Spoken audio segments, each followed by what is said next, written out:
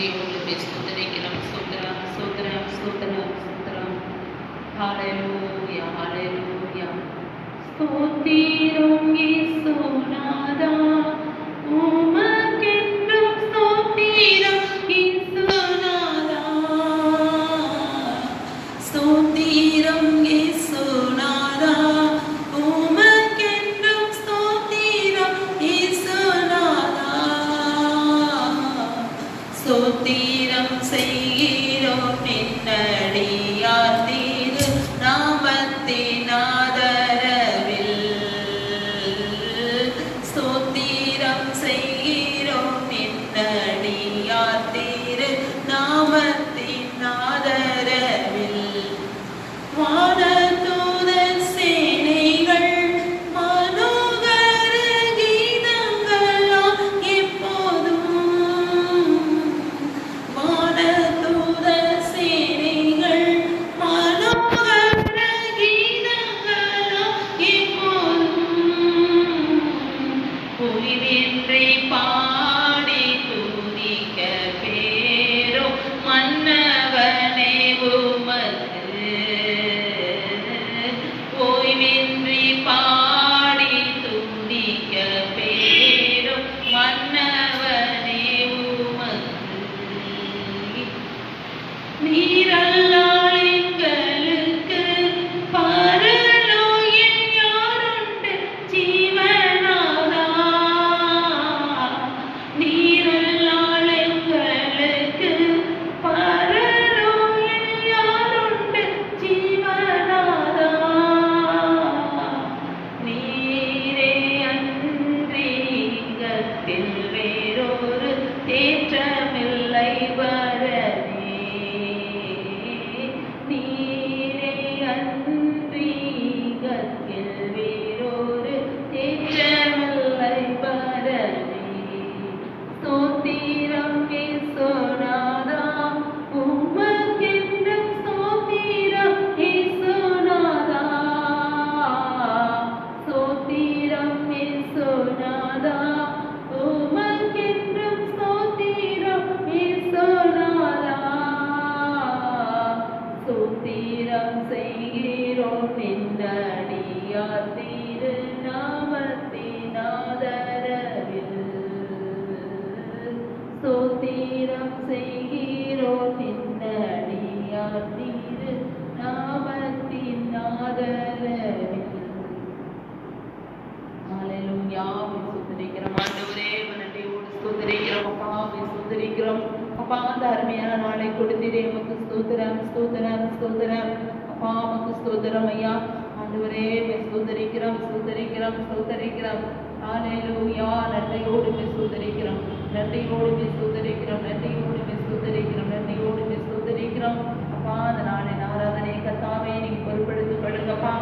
ஆராதனைக்கிறமாக பல விதங்களில் போராடி கொண்டிருக்கிற எல்லா பொல்லாத வல்லமைகளையும் அதிகாரங்களையும் இயேசுவின் நாமத்துல தட்டி அப்புறப்படுத்துகிறோம். ஆண்டவரே ஆராதனைக்கு இருக்கிற எல்லா தடைகளையும் எடுத்து போடுங்க ஆண்டவரே. எல்லா ஜனங்களும் அப்பா எங்களோடு சேர்ந்து ஆராதித்து தேவ நாமத்தை மையப்படுத்தும்படியாக ஆண்டவரே மூலம் ஆண்டவரே உடைய பிரசனத்தை உணரும்படியாக உம்மிடத்திலிருந்து தேவ வார்த்தையை பெற்றுக்கொள்ளும்படியாக ஆண்டவரை ஒவ்வொருவரை கர்த்தாவை ஆயத்தப்படுத்தி ஆண்டவரே நீர் ஆசீர்வதிக்கும்படியான ஜெபிக்கிறோம் ஐயா.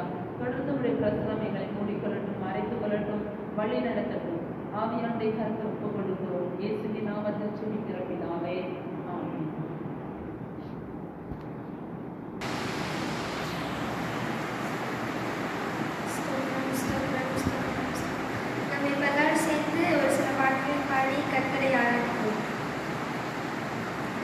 நன்றி என்று சொல்லுகிறோம் நாதா, நாவாலே துதிக்கிறோம் நாதா.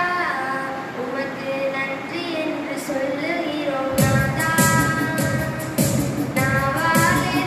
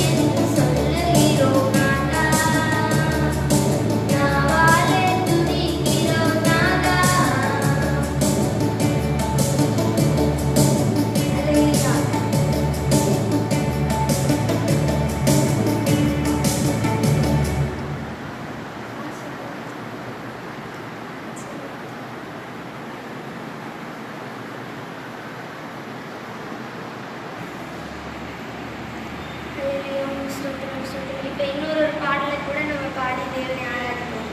ஆராதிப்பேன், நான் ஆராதிப்பேன். ஆராதிப்பேன், நான் ஆராதிப்பேன். ஆண்டவரே சுவை ஆராதிப்பேன். ஆராதிப்பேன், நான் ஆராதிப்பேன். ஆண்டவரே சுவை ஆராதிப்பேன். வல்லவரே உம்மை ஆராதிப்பேன். நல்லவரே உம்மை ஆராதிப்பேன். வல்லவரே உம்மை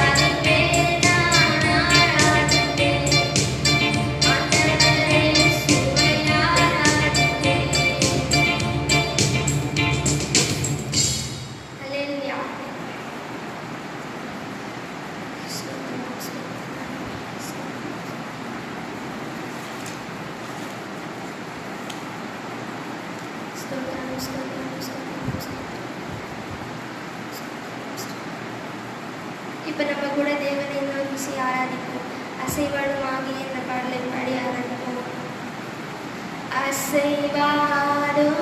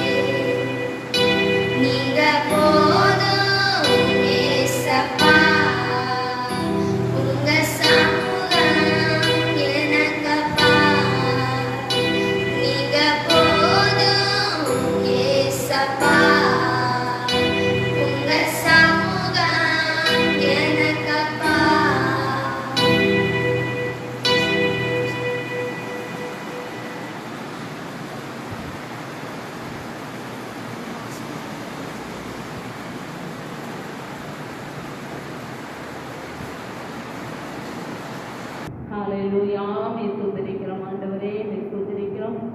ஹalleluya நன்றி ஆண்டவரே. மற்றும் தேவனை ஆராதித்தோம். கர்த்தருடைய ஆவியானவர் பிரசன்னராய் இருந்தார். கர்த்தருக்கு மகிமை உண்டாகட்டும். இந்த நாளை தியானத்துக்கான வசனம் யோபுவின் புத்தகம் 38வது அதிகாரம் 11வது வசனம். யோபு 38வது அதிகாரம் 11வது வசனம். இம்மட்டும் வா, மிஞ்சி வராதே, உன் அலைகளின் பெருமை இங்கே அடங்க கடவது. இது கர்த்தர் யோபுவுக்கு சொல்லுகிற வார்த்தை. யோபுவுக்கு பேசின வார்த்தைக்கு உத்தரவாக கர்த்தர் சொல்லுகிற வார்த்தை. அதற்கு முந்தின வாசனங்களை வாசித்தோம் என்றால் அதே 38வது அதிகாரம் 8வது வசனத்தில் மறுபடி வாசிப்போம். கர்ப்பத்திலிருந்து உதிக்கிறது போல் சமுத்திரம் புரண்டு வந்தபோது அதை கதவுகளால் அடைத்தவர் யார்? மேகத்தை அதற்கு வஸ்திரமாகவும் இருளை அதற்கு புடவையாகவும் நான் உடுத்தின போதும் நான் அதற்கு எல்லையை குறித்து அதற்கு தாழ்பாள்களையும் கதவுகளையும் போட்டு இம்மட்டும் வா, மிஞ்சி வராதே, உன் அலைகளின் பெருமை இங்கே அடங்க கடவது. கர்த்தர் என்ன செஞ்சிருக்காருன்னா கதவுகளையும் தாழ்பாள்களையும் போட்டிருக்கிறார். எதுக்கு சொன்னா அலைகளுக்கு, சமுத்திரத்தின் அலைகளுக்கு அவர் என்ன செஞ்சிருக்காருன்னா எல்லையை குறித்து என்ன வச்சிருக்காரு. ஒரு தேசம் என்றால் அந்த தேசத்துக்கு ஒரு எல்லை உண்டு. அந்த எல்லையை தாண்டி என்ன செய்யக்கூடாது, நம்ம வேற தேசத்துக்கு நாம இஷ்டத்துக்கு போக முடியாது. நம்முடைய தேசத்தில் அனுமதி பெறணும், அந்த தேசத்தில் அனுமதி பெறணும். அப்பதான் நம்முடைய தேசத்தின் எல்லையை விட்டு அடுத்த தேசத்துக்கு நாம் கடந்து செல்ல முடியும். அதே மாதிரிதான் ஒவ்வொரு நாட்டுக்கும் எல்லை இருப்பது போல ஒவ்வொரு மாநிலத்துக்கும் எல்லை இருக்கிறது, ஒவ்வொரு மாவட்டத்துக்கும் எல்லை இருக்கிறது. மாவட்ட எல்லை முடிவு என்று சொல்லி நீங்கள் டிராவல் பண்ணும்போது போட்டிருப்பதை பார்த்துருப்பீங்க. அப்போ ஒவ்வொன்றுக்கும் ஒவ்வொரு எல்லை உண்டு. நீ பாருங்க, கர்த்தர் எதற்கு எல்லை வைத்திருக்கிறார் அப்படின்னு சொன்னா சமுத்திரத்தின் அலைகளுக்கு எல்லை வைத்திருக்கிறார். நீங்க சமுத்திரத்துக்கு, கடலுக்கு போயிருந்தீங்கன்னா பார்க்க முடியும். தூரத்திலிருந்து வரும்போது அலை பயங்கரமா வரும். அந்த அலையை பார்க்கும்போது எப்படி இருக்கும் அப்படின்னா, நம்ம கரையோரத்தில் நின்றுருந்தா கூட நம்மளையே இழுத்துட்டு போற அளவுக்கு ஸ்பீடா வர்ற மாதிரி தெரியும். அப்படி வர்ற அலை நம்ம அந்த கரைக்கிட்ட வந்த உடனே எப்படி அடங்குதுன்னே தெரியாது. அப்படியே அடங்கி அப்படியே குறைந்து அப்படியே போகும். அதுக்கு என்ன காரணம்? அவ்வளோ ஆக்ரோஷமாக வருகிற அலை சில அலை கடைசி இதுவரைக்குமே அந்த அளவுக்கு ஸ்பீடாகவே வரும். ஆனால் வந்து அந்த கடைசியில் கரையை தொடும்போது அது அப்படியே குறைந்து போய் அதோடு அது போயிடும். அப்போ அதை பார்க்கும்போது அது யாரோ ஒருவர் தடுத்து நிறுத்துவது போலவே தெரியும். நீங்கள் நல்ல கடலுக்கு போனீங்கன்னா இதுவரைக்கும் கவனிக்காங்க, இனிமேல் போனீங்கன்னா கவனிக்க, அந்த அலையை யாரோ ஒருவர் தடுத்து நிறுத்தி போதும் அப்படின்னு சொல்லி தள்ளுவது போல நமக்கு தோணும். அது யாருன்னு சொன்னா நம்முடைய தேவனாய கர்த்தர் தான். அவர் தான் சொன்னாரு, அதற்கு நான் எல்லையை குறித்திருக்கிறேன், அது மட்டுமல்ல அதற்கு தாழ்பாள்களையும் கதவுகளையும் போட்டு இம்மட்டுவா, இதற்கு மிஞ்சி வராதே. எவ்வளவு அருமையாக ஆண்டவர் ஒவ்வொன்றுக்கும் அப்படி அற்புதமாய் அவருடைய படைப்புகளும் அதை அவர் ஆளுகிற விதமும் மிக அற்புதமாக இருக்கிறது. இது எது அப்படின்னு சொன்னா, இது போலதான் நம்ம வாழ்க்கையில வர துன்பங்களும் உபத்திரவத்திற்கும் தேவன் ஒரு எல்லையை வைத்திருக்கிறார். நம்ம ஒவ்வொருத்தருடைய பாதையிலும் வித்தியாசமான போராட்டங்கள் வரலாம், வேதனைகள் வரலாம். ஆனால் அந்த வேதனைகளுக்கும் அந்த போராட்டங்களுக்கும் ஆண்டவர் ஒரு எல்லையை குறித்து வைத்திருக்கிறார். நீங்க பாருங்க, யோபுவின் புஸ்தகம் 2வது அதிகாரத்தில் பார்த்தீங்கன்னா உங்களுக்கு நல்லா புரியும். பாருங்க, 2வது அதிகாரம் 6வது வசனத்தை நாம் வாசிப்போம். யோபு 2:6 வாசிக்கும் போது, அப்பொழுது கர்த்தர் சாத்தானை நோக்கி, இதோ அவன் உன் கையில் இருக்கிறான், ஆகிலும் அவன் பிராணனை மாத்திரம் தப்பவிடு என்றார். பாருங்க, கர்த்தரிடத்தில் அனுமதி பெற்றுதான் சாத்தான் யோபுவிடத்தில் வந்து அவனுடைய உடம்புகள் எல்லாவற்றையும் அழித்து போடுகிறான். அடுத்து அவனுடைய பிள்ளைகளை அடித்து போடுகிறான். அடுத்து என்ன செய்யறான்? யோபுவை தொடர்றதுக்கு முயற்சி பண்றான். அப்ப கர்த்தர் சொல்றாரு, அவன் சரீரத்தை மாத்திரம் நீ தொட்டுக்க, அவனுடைய ஜீவனை தொடுவதற்கு உனக்கு என்ன இல்லை? அதிகாரம் இல்லை. அது வரைக்கும் தான் அவன் எல்லை. அவனுடைய சரீரத்தை தொடுவது வரைக்கும் தான் எல்லை. ஆண்டவர் முன்னாடி என்ன செஞ்சிருப்பாரு? முதல்ல அந்த உடைமைகளை மட்டும் அழிக்கதான். அப்பயும் அவன் மீற வேண்டும் என்று சொல்லி பிள்ளைகளையும் அழித்து போட்டான். அதோட விடவில்லை, மறுபடியும் யோபுவை அழிக்கும்படியாக அவன் பிரயாசப்படுகிறான். அப்ப கர்த்தர் சொல்றாரு, அவன் சரீரத்தை மாத்திரம் நீ தொட்டுக்க, அவன் சரீரம் மாம்சம் மட்டும் தொட்டுக்க, ஆனா ஜீவனை தொடுவதற்கு உனக்கு அதிகாரம் இல்லை. அதுதான் உனக்கு இல்லை. இதுவரைக்கும் நீ வந்ததே அதிகம் அப்படிங்கிறது போல தேவனுடைய இதுதான் இல்லை. இதற்கு மிஞ்சி யோபுவுக்கு நீ எந்த தீங்கும் செய்யக்கூடாது என்று சொல்லி தேவன் அங்க யோபுடைய உபத்திரவத்துக்கு ஒரு எல்லையை குறிக்கிறார். சாத்தான் எவ்வளவோ முயற்சி பண்ணி எப்படியாவது யோபுவை வைத்து தேவனை தூசிக்க வைத்து யோபுவை மறைத்து அழித்து விட வேண்டும் என்று அவன் அதிகமாக பிரயாசப்பட்டான். ஆனாலும் கர்த்தர் அதற்கு விடவில்லை. அதற்கு அவர் எல்லையை குறித்து வைத்திருந்தார். ஏன் எல்லை? ஏன் அழிஞ்சு போயிருந்தான்? யோபுடைய ஜீவனையும் சாத்தான் அப்போது எடுத்திருந்தான் என்றால் இந்த புத்தகம் நமக்கு கிடைச்சிருக்காங்க.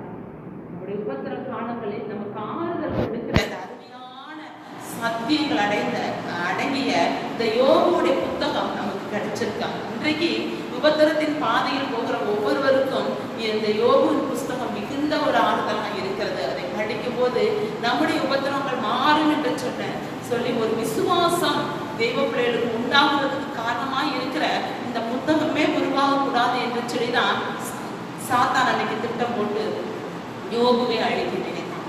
ஆனா கர்த்தர் யோபுடைய ஜீவனை தொடுவதற்கு அவர் அதிகாரம் அனுமதி கொடுக்கவில்லை.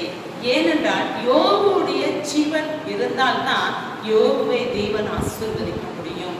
இரட்டிப்பான நன்மைகளால் தேவன் நிரப்ப முடியும். அதற்கு தான் அவர் ஒரு எல்லையை வைத்திருந்தார். பிரியமானவர்களே, உங்களுடைய உபத்திரவத்துக்கும் உங்களுடைய போராட்டத்திற்கும் உங்களுடைய அழுகைக்கும் உங்களுடைய சோர்வுக்கும் கண்ணீருக்கும் ஒரு எல்லையை, உங்களுடைய வியாதிக்கும் தேவன் ஒரு எல்லையை வைத்திருக்கிறார். அந்த எல்லையை மீறி சாத்தானே கொண்டு வந்தாலும் சரி, இது எப்படிப்பட்ட எதனால அது நம்ம உபத்திரங்கள் எல்லாம் பிசாசினால வருது. எப்படி வந்தாலும் அவரை மீறி நிச்சயமாக உங்களை சாத்தான் ஒன்றும் பண்ணிவிட முடியாது. பிசாசு உங்களை ஒன்றும் பண்ணிவிட முடியாது. ஏனென்றால் தேவன் அவனுக்கு ஒரு எல்லை வச்சிருக்காரு. இதுக்கு மேல என் பிள்ளைய தொடாத, இதுக்கு மேல என் பிள்ளைய வேதனைப்படுத்தாத, இதுக்கு மேல அவங்களுக்கு நீ எதுவும் பண்ணக்கூடாது, அவ்வளவுதான் உன் எல்லை என்று சொல்லி தேவன் ஒரு எல்லையை வைத்திருக்கிறார். அதெல்லாம் நீங்க சோர்ந்து போக தேவையில்லை. அவரை மீறி உங்களுக்கு ஒன்றும் நடந்து விடாது. அடுத்து நீங்க பார்த்தீர்கள் என்றால் தானியேலின் புஸ்தகம். இந்த தானியேல் புஸ்தகத்தை தானியேலை பாருங்க.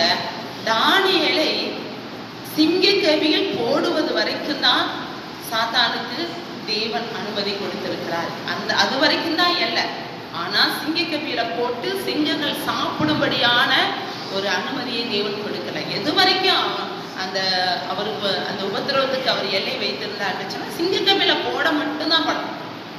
ஆனா போடப்பட்டாலும் எந்த தீங்கும் வராத அளவுக்கு தேவன் ஒரு எல்லையை வைத்திருந்தார். அவருடைய ஜீவன் போகாதபடிக்கு காக்கும்படியாக. அதனாலதான் பாருங்க, இல்லாட்டி அதுக்கப்புறம் தான் தானியேலுக்கு இந்த இப்ப நடக்கிற காரியங்களை குறித்த தரிசனங்கள் அதுக்கு முன்னாடி இல்லாவிட்டா அந்த தரிசனங்களே நமக்கு கிடைக்கும். அந்த தானியேலுக்கு அந்த தரிசனம் கிடைக்காவிட்டா நமக்கு அருமையான சத்தியங்கள் இப்ப நடக்கிற காரியங்கள் நமக்கு ஒன்றும் இல்லாமல் ஒண்ணுமே தெரியாம போயிருக்கு. அப்ப பாருங்க, அதற்கு தேவன் ஒவ்வொன்றுக்கும் ஒரு எல்லை வைத்திருக்காரு. ஏனென்று சொன்னால் அந்த எல்லையை மீறி பிசாசு ஒன்றும் பண்ண முடியாது. ஏன்னா கதவு தாழ்பால் என்று சொன்னால், ஒரு வீட்டுக்குள்ள இருக்கிறீங்க, கதவு தாழ்பாலும் வெளியே இருந்து போட்டுட்டாங்கன்னா உள்ள இருக்கிறவங்க வெளியே வர முடியாது. அப்படித்தானே? அதே போல உள்ள இருக்கவங்க போட்டா வெளியே இருக்கவங்க உள்ள வர முடியாது. அதே போலதான் தேவன் போட்டு ஒரு தாழ்பால், ஒரு கதவு, ஒரு எல்லை வைத்திருக்கிறார். ஆனா நாம் கலங்க வேண்டாம். அடுத்து சாத்ராக், மேஷாக், ஆபேத்நேகோ இவர்கள் 3 பேரையும் பாருங்க. இவங்களுக்கும் இவங்களுடைய உபத்திரவத்துக்கு தேவன் ஒரு எல்லை வைத்திருந்தார். அந்த எல்லை எது வரைக்கும் அப்படின்னு சொன்னா, அக்கினி சூளையில போட மட்டும்தான் முடியும். ஆனா அவங்க ஜீவனை அழிக்க முடியாது. ஹல்லேலூயா!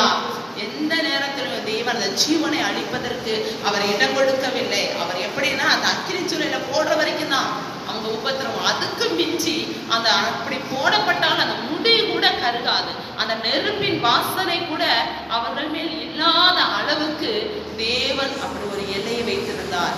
இதற்கு மேல போடுவாங்க, ஆனா இதற்கு மேல அது ஒரு சேதமும் என் பிள்ளைகளுக்கு வரக்கூடாது என்று சொல்லி பாருங்க. நம்முடைய ஆண்டவர் எவ்வளவு நல்லவரா இருக்கிறார் பாருங்க. ஒருவேளை இன்னைக்கு நீங்க நினைக்கலாம், ஐயோ என் உபத்திரவம் இன்னும் அதிகமாயிட்டே போகும் போல இருக்கு, இது என் துன்பத்தின் நாட்கள் அதிகமாயிட்டே போகும் போல இருக்கு, இன்னும் சாத்தான் என்னை அழிச்சிருவான் போல இருக்கு, என் குடும்பத்தை அழிச்சிருவான் போல இருக்கு, என்னை அழிச்சிருவான் போல இருக்கு, என்னுடைய ஆசீர்வாதத்தை அழிச்சிருவான் போல இருக்கு, ஒண்ணுமே வராது போல இருக்கு, ஒரு நன்மை எனக்கு வராது போல இருக்கு, இப்படியெல்லாம் நீங்க நினைக்கலாம். ஆனா கர்த்தர் ஒரு எல்லையை வைத்திருக்கிறார். உபத்திரவத்தின் நாட்களுக்கு ஒரு எல்லை வைத்திருக்கிறார். உங்கள் பாடுகளுக்கு ஒரு எல்லை வைத்திருக்கிறார். உங்கள் போராட்டங்களுக்கு ஒரு எல்லை வைத்திருக்கிறார். அந்த எல்லையை தாண்டி சாத்தான் ஒன்றும் உங்களை செய்துவிட முடியாது. நாட்களை நாம் பலன் கொள்வோம். அப்படி சோர்வெல்லாம் நீங்களும், ஆண்டவரே என்னுடைய உபத்திரவத்துக்கு நீர் ஒரு எல்லையை வைத்திருக்கிறீர், அந்த எல்லையை மீறி ஒரு காரியமும் என்னை சேதப்படுத்த மாட்டாது நான் விசுவாசிக்கிறேன் என்று விசுவாசம் முழக்கம் விடுவோம். பாருங்க, அதுக்கப்பிறகு அந்த சாத்ராக், மேஷாக், ஆபேத்நேகோ இவர்கள் உயர்த்தப்பட்டார்கள். பிரியமானவர்களே, அவர்கள் ஜீவன் போயிருந்தா அவர்கள் ஆசீர்வதிக்கப்பட முடியாது. பாருங்க, அந்த உபத்திரவத்துக்கு ஒரு எல்லையை வைத்து அந்த உபத்திரவத்தில் கொண்டு போய் அந்த உபத்திரவத்தில் அவர்கள் அழிந்து போகாதபடி வைத்து அவர்களை அப்படியே உயர்த்துகிறார், அவர்களை ஆசீர்வதித்து உயர்த்துகிறார். இதுதான் நம்முடைய ஆண்டவராய கர்த்தர். எவ்வளவு நல்லவர் பாருங்க, எவ்வளவு நல்லவர் பாருங்க. இந்த கால வேளையில அவரை பார்த்து சொல்லுவோமா, ஆண்டவரே நீ நல்லவர், ஆண்டவரே என்னுடைய உபத்திரம் என்னை அழித்து போடாதபடி அதற்கு ஒரு எல்லையை வைத்திருக்கிறீங்க. ஒருவேளை சாத்தான் குடும்பத்துல போராடி கொண்டிருக்கலாம், பிசாசு உங்களோடு போராடி கொண்டிருக்கலாம், ஆனாலும் அந்த பிசாசுக்கு ஒரு எல்லையை வைத்திருக்கிறார். வியாதியோடு நீங்கள் போராடி கொண்டிருக்கலாம், அந்த வியாதிக்கு ஒரு எல்லையை வைத்திருக்கிறார். இதற்கு மேல என் பிள்ளையை சேதப்படுத்தாதே என்று சொல்லி தேவன் ஒரு எல்லையை வைத்திருக்கிறார். ஆனா நாம் செய்ய வேண்டிய காரியம் என்ன என்றால், அப்படி ஒரு எல்லையை நமக்கு வைத்திருக்கார் என்று சொல்லி இந்த வார்த்தையை நமக்கு சொந்தமாக வேண்டும் என்று சொன்னால், யோபுவை குறித்து நமக்கு நன்றாய் தெரியும். உத்தமன் மட்டுமல்ல, பொல்லாப்புக்கு விலகுகிறவன், தேவனுக்கு பயந்து பொல்லாப்புக்கு விலகுகிறவன் மட்டுமல்ல, அவன் பொறுமையானவன். அவனுடைய பொறுமை மாதிரி வேற யாரும் பொறுமையா இருந்தா, அவன் யோபுவோட பொறுமையை குறித்து என்று சொல்லி எழுதப்பட்டிருக்கிறது. யோபு எவ்வளவு பொறுமையா இருந்தார் பாருங்க. அவர் கர்த்தருக்காகத்தான், அவர் ஒருத்தருக்கு ஒரு தீமையும் செய்யாமல் தேவனுக்கு பயந்து பொல்லாப்புக்கு விலகுகிற ஒரு மனுஷனாய் இருந்து அத்தனை உபத்திரவங்கள் வந்தாலும் அந்த உபத்திரவங்கள் மத்தியில் தேவனை தூசிக்காதபடி அந்த உபத்திரவங்களை அவர் பொறுமையா சகித்தபடியினால் தான் தேவன் இப்படிப்பட்ட ஒரு ஆசீர்வாதத்தை யோபுக்கு கொடுத்தார். அதே போல தானியேலை எடுத்துக்கொண்டீர்கள் என்றால், அவர் வேற எதுவுமே செய்யல. ஏன் சிங்கக்கபில போடப்பட்டாரு? ஜெபம் தான் பண்ணார், பிரேயர் தான் பண்ணார். ஆண்டவரை நோக்கி நாமெல்லாம் என்ன செய்வோம்? ஆண்டவரே ஜெபம் பண்ணேன், எனக்கு இது நடக்கல, ஜெபம் பண்ணேன், இந்த பிரச்சனை வந்துருச்சு, உங்ககிட்ட வந்தேன், எனக்கு இந்த பிரச்சனை வந்துச்சு. ஆனா தானியேல் சொல்லவே இல்லை. ஆண்டவரை உங்கள்கிட்ட தானே ஜெபம் பண்ணிட்டு இருந்தேன், ஒரு தடவை இல்லை, ஒரு நாளைக்கு 3 தடவை ஜெபம் பண்ணிட்டு இருந்தேன், ஆண்டவரை 3 தடவை ஜெபம் பண்ணி இப்படி கொண்டு வந்து என்னை சிங்கக்கபில போட்டீங்கன்னு அவர் கேட்கவே இல்லை. சிங்கக்கபிக்கு நம்மளாம் சிங்கக்கபி கொண்டு போறதுக்கு முன்னாடி எத்தனை ஐயோ எனக்கு என்னென்ன கத்திருப்போம், இயேசுவே உங்களை நம்பி வந்து இப்படி ஆயிட்டனே அப்படின்னு சொல்லி நம்ம கத்திருப்போம். ஆனா தானியேல் அங்க சத்தம் போட்டு அது கத்தினார் அப்படின்னு சொல்லி அவர் அமைதியாக இருந்தார் பாருங்க. அந்த ஏன்னா அவருக்கு ஒரு விசுவாசம், அப்படியே மறித்தாலும் ஆண்டவர்கிட்ட தானே போறோம். ஏன்னா அவருக்கு ஒரு நல்ல ஒரு விசுவாசம், எந்த ஒரு சூழ்நிலை அசைக்கப்பட. என்ன விசுவாசம்னா, நான் ஆராதிக்கிற தேவன் மட்டுமே உண்மையான தேவன், அவர் மட்டுமே வானத்தை பூமி படைத்த தேவன் அப்படிங்கிற ஒரு அசைக்க முடியாத ஒரு விசுவாசம் தானியேலுக்குள் இருந்தபடியினால் தான் அவர் சிங்கக்கபில போடப்பட்டு அழிஞ்சு போனாலும் பரவாயில்ல, நான் பரலோகத்துக்கு போவேன் அப்படிங்கிற ஒரு விசுவாசம் அவருக்கு இருந்துச்சு. இல்ல உயிரோட காத்தாருன்னா நான் வெளியே வருவேன், இல்ல மறைச்சு போனா நான் பரலோகத்துக்கு என் தேவனுடைய பாதத்துக்கு நான் போவேன் அப்படிங்கிற விசுவாசம் இருந்துச்சு. அதே விசுவாசம் தான் சாத்ராக், மேஷாக், ஆபேத்நேகோவுக்கு இருந்தது. கொச்சிலையே தான் வணங்கல. இன்னைக்கு நம்ம என்ன நினைப்போம்? இயேசுவே வணங்கிட்டு இருக்கிறேன், எனக்கு ஒரு உபத்திரம் வந்துருச்சு அப்படின்னா பேசாம நான் அங்கேயே இருந்திருக்கலாம், நான் இருந்த மாதிரியே இருந்திருக்கலாம் அப்படின்னு நீங்க சொல்வீர்கள் என்றால், நிச்சயமாகவே உங்களுக்கு இன்னும் ஆண்டவர் மேல விசுவாசம் இல்லை என்றுதான் அர்த்தம். ஆண்டவர் மேல விசுவாசம், என்ன விசுவாசம் அப்படின்னா, உண்மையிலே நம்முடைய ஆண்டவராய் இயேசு கிறிஸ்து மட்டும்தான் தெய்வம், அவரே வழியும் சத்தியும் ஜீவனுமாய் இருக்கிறார். இந்த காரியத்துல உங்களுக்கு எந்த சூழ்நிலையிலும் சிங்கக்கவியில் போடப்படலாம், அக்னி சூளையில போடப்படலாம். அப்படிப்பட்ட சூழ்நிலையிலும் ஒருவேளை நம்ம ரத்த சாட்சியா கூட மறைக்க வேண்டி வரலாம். அப்படிப்பட்ட சூழ்நிலையிலும் நான் ஆராதிக்கிற தேவன் மட்டுமே தேவன் என்ற அசைக்க முடியாத விசுவாசம் உங்களுக்கு இருக்கணும். அப்படி இருந்துச்சுன்னா நம்ம ஒரு நாளும் முறுமுறுக்க மாட்டோம், ஒரு நாள் நம்ம சோர்ந்து போக மாட்டோம். அப்படிப்பட்ட உங்களுக்கு தேவன் ஒரு எல்லையை, உங்க உபத்திரங்களுக்கு ஒரு எல்லையை வைத்து உங்களை ஆசீர்வதித்து உயர்த்துவார் பிரியமானவர்களே. எனவே இந்த நாட்களில் நம்ம அப்படிப்பட்ட ஒரு விசுவாசம் நிச்சயமாகவே நம்ம ஆராதிக்கிற தேவன் அவர் மட்டுமே தெய்வம், அவர் மட்டுமே உண்மையுள்ள தேவன். அவர் ஒருவராய் வானங்களை உண்டாக்கினார், அவர் ஒருவராய் ஒவ்வொரு சிருஷ்டியையும் உண்டாக்கினார், ஒவ்வொரு சிருஷ்டிகளையும் உண்டாக்கினவர் நம்முடைய தேவன் மட்டுமே.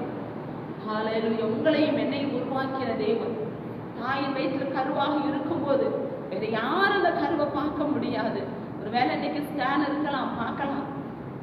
ஆனா ஒரு 20-30 வருஷத்துக்கு முன்னாடி அந்த அளவுக்கு ஸ்கேன் இருந்துச்சான்னு தெரியல. ஆனா அதுக்குள்ள இருக்கிற அந்த கருவுக்குள்ளையும் அந்த உணவு கொடுத்து அந்த கருவை அழகாய் வளர்க்க பண்ணுகிற தெய்வம். நமக்கு ஸ்கேன் எடுக்கிறோம், ஆனா ஆடு மாடுக்கு பாருங்க ஸ்கேன் எடுக்கிறாங்களா, ஆனாலும் அதுக்குள்ள இருக்க அந்த கருவையும் தேவன் அற்புதம் அவருடைய கண்கள் பார்த்து அற்புதமாய் வளர்த்து கொண்டிருக்கிறாங்க.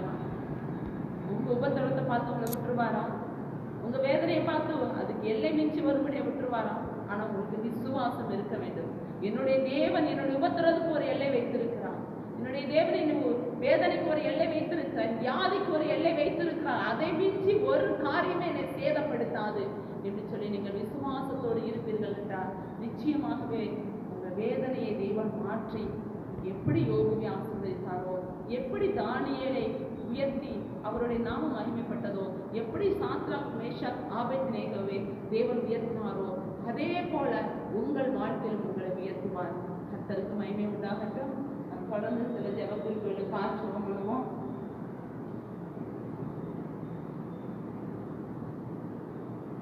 ஸ்தோத்திரம் ஆண்டவரே, மனதியோடு ஸ்தோத்தரிக்கிறோம், மனதியோடு ஸ்தோத்தரிக்கிறோம். இந்த வேளையில் அப்படியே தேவனுடைய கரத்தில் போடுவோமா? இந்த கொரோனா பாதிப்பு அப்படியே குறைய வேண்டும் இயேசுவின் நாமத்தில். நம்ம எல்லாரும் கட்டளையிட்டு நம்ம ஜெபம் பண்ணுவோம். கடும் புயலை அடக்கின ஆண்டவர், வீழ்ச்சி வராதே என்று சொன்ன ஆண்டவர், இந்த வேளையினுடைய பாதிப்பு குறையும்படியாக எல்லாம் நம்ம ஜெபம் பண்ணுவோம். ஹல்லேலூயா. மனதியோடு ஸ்தோத்தரிக்கிறோம் ஆண்டவரே. இன்றைய கரூர் மாவட்டத்திற்காக உடைய பாதத்தில் நாங்கள் வருகிறோம் ஆண்டவரே. தமிழ்நாட்டுக்காக உடைய பாதத்தில் நாங்கள் வருகிறோம் ஆண்டவரே. இந்தியாவுக்காக ஆண்டவரே உடைய பாதத்தில் நாங்கள் வருகிறோம் ஆண்டவரே. ஒவ்வொரு கிராமங்களிலும் ஆண்டவரே கொரோனா பாதிப்பு குறையட்டும் ஆண்டவரே. இயேசுவின் நாமத்தினுடைய பாதிப்பு குறையட்டும் ஆண்டவரே. வாழக்கூடாதது ஒன்று இல்லை ஆண்டவரே. நீங்கள் பூமியில் எவைகளை கட்டுவீர்களோ அது பரலோகத்தில் கட்டப்படும் என்று சொன்னீரே. இயேசுவின் நாமத்தில் நாங்கள் கட்டுகிறோம் அப்பா. உடைய பாதிப்பெல்லாம் இயேசுவின் நாமத்தில் குறையட்டும். கமலம் ஷகடதமா ரகதமா உரமல கஷகடமா. உடைய பாதிப்பு அப்படியே குறையட்டும் இயேசுவா. உடைய பாதிப்பு அப்படியே குறையட்டும் ஆண்டவரே. கொரோனா பாதிப்பு அப்படியே குறைந்து வாழட்டும். ஹல்லேலூயா. இந்த வேளையில் ஆண்டவரே அதன் பணியில் இருக்க டாக்டர்ஸ் உடைய கரத்தில் ஒப்படைக்கிறோம் ஆண்டவரே. ஒவ்வொருடைய கரத்தில் ஒப்படைக்கிறோம் ஆண்டவரே. நகராட்சி பேரூராட்சி வேலை செய்கிற ஆண்டவரே கரத்தில் ஒப்படைக்கிறோம் ஆண்டவரே. டெக்னீஷியன் ஒவ்வொருவருடைய கரத்தில் ஒப்படைக்கிறோம். காவல்துறை ஒவ்வொருடைய கரத்தில் ஒப்படைக்கிறோம். ஒவ்வொருவரையும் நீர் பாதுகாத்துக் கொள்ளும்படியாய் நாங்கள் ஜெபிக்கிறோம் ஆண்டவரே. ஒவ்வொருவரையும் நீர் பாதுகாத்துக் கொள்ளும்படியாய் நாங்கள் ஜெபிக்கிறோம் ஆண்டவரே. ஹல்லேலூயா. யோபுவை பாதுகாத்த தேவன், அவருக்கு உண்டான எல்லாவற்றையும் பாதுகாத்த தேவன், ஒவ்வொருவரையும் நீர் பாதுகாத்துக் கொள்ள வேண்டுமே. இந்த கொரோனால் பாதிக்கப்பட்டவர்களுக்கு உதவி செய்கிற ஒவ்வொருவரையும் நீர் பாதுகாத்துக் கொள்ளும் அப்பா. ஒவ்வொருவரையும் நீர் பாதுகாத்துக் கொள்ளும் ஆண்டவரே. அதோடு கூட இருக்கிற ஆண்டவர் ஒவ்வொருவரையும் நீர் வழிநடத்த வேண்டுமே. அவர்களுக்குள்ளே இருக்கிற அந்த பயம் இயேசுவின் நாமத்துல நீங்குவதாக. இயேசுவின் நாமத்துல அந்த பயம் எல்லாம் நீங்கட்டும் ஆண்டவரே. பயத்தை எல்லாவற்றையும் நீர் எடுத்து போடும் அப்பா. பயத்தை நீர் இயேசுவின் நாமத்துல எடுத்து போடுகிறோம் அப்பா. ஹல்லேலூயா, ஹல்லேலூயா, ஹல்லேலூயா. மனநிலையோடு துதிக்கிறோம். அபாலக ஷகட பாலகரமா. ஆமென், ஆமென். சோர்ந்து போகாமல் ஆண்டவர் ஒவ்வொரு தம்முடைய வேலையை செய்யட்டும், பணிகளை செய்யட்டும் ஆண்டவரே. ஒவ்வொருவரை நீர் ஆசீர்வதி, குடும்பங்களை நீர் ஆசீர்வதியோ, அவர்களை நீர் பாதுகாத்துக் கொள்ளும்படியாய் நாங்கள் ஜெபிக்கிறோம் அப்பா. உங்க வல்லமையின் கரத்தில் படைக்கிறோம். இயேசுவின் நாமத்தில் வேண்டிக் கொள்கிறோம் பிதாவே. அன்பின் குருவுக்கு பிதாவே, இந்த வேளையில மறுபடியும் உடைய பாதத்தில் நாங்கள் வருகிறோம். ஆராதனை முற்றிலுமாக பொருட்படுத்த நடத்த நீர் எங்களோடு பேசுகிறீர், அதற்காக நன்றி. இந்த வார்த்தையை கேட்கிற ஒவ்வொருவரே நீர் ஆசீர்வதியும் ஆண்டவரே. அப்பா, பலவிதமான உபத்திரங்கள், வேதனைகள், கண்ணீரின் வழியிலே போய்கொண்டிருக்கிற ஒவ்வொருவரை கண்ணோக்கி பாரும் ஆண்டவரே. ஆண்டவரே, திராணிக்கு நெஞ்சி நீ சோதிக்கிறவர் அல்ல, தப்பி போகும்படியான ஒரு வழியை உண்டாக்குற ஆண்டவர். இன்றைக்கே அற்புதம் நடக்கட்டும். வல்லமையின் கரத்தோட படைக்கும் இயேசுவின் நாமத்தில் வேண்டிக் கொள்கிறோம் பிதாவே. ஸ்தோத்திரம், ஸ்தோத்திரம், ஸ்தோத்திரம். நம்முடைய கர்த்தராகிய இயேசு கிறிஸ்துவின் கிருபை, பிதாவாகிய தேவனுடைய அன்பு, பரிசுத்த ஆவியானவருடைய அன்பினையும் ஆசீர்வாதமும் நம் அனைவரோடு கூட இருப்பதாக.